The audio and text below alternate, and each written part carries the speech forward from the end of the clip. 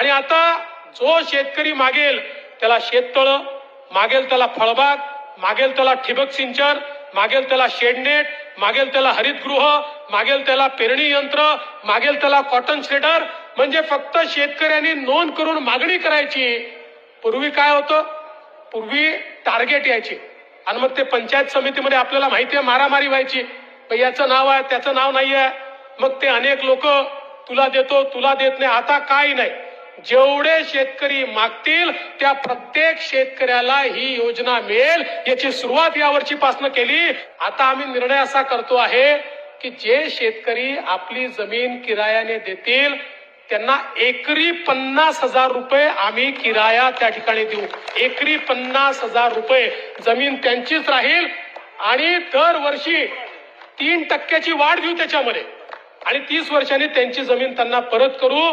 म्हणजे शेतकऱ्याला शाश्वत अशा प्रकारे त्या ठिकाणी त्यातनं पैसा मिळत राहील आणि त्यांच्या शेतीवर जे सोलर लागेल त्यामुळे इतर सगळ्या शेतकऱ्यांना दिवसा वीज मिळते. आणि अवकाळीग्रस्त जे शेतकरी आहेत त्यांना पैसे तर देतोय, पण कोणाचे राहिले असतील तुम्ही सांगितलं 50% पैसे आलेले नाही, ते तात्काळ पैसे उपलब्ध करून देण्याचं काम हे आपल्या राज्य सरकारच्या माध्यमातून केलं जाईल.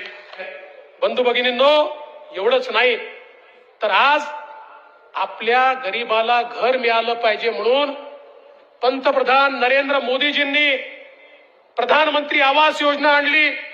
करोडो लोकांना घरं या ठिकाणी मिळाली.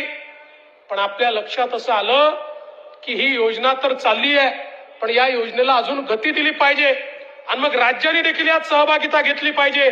आणि विशेषतः गावोगावी असं लक्षात आलं एससी करता एसटी करता तर घरं आपल्याकडे मोठ्या प्रमाणात आहेत, पण ओबीसी करता घरं नाही आहेत. आणि म्हणून यावर्षी आपण निर्णय केला की आपण ओबीसी करता मोदी आवास योजना सुरू केली आहे. 10 लाख घरं ओबीसी करता आपण या ठिकाणी बांधतो आहोत. याच वर्षी 3 लाख घरं आपण बांधतो आहोत.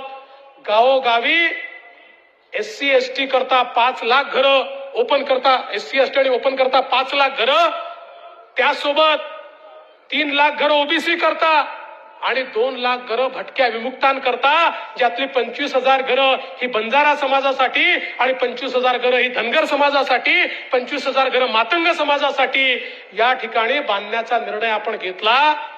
येत्या काळामध्ये महाराष्ट्रामध्ये एकही समाज हा बेघर राहणार नाही.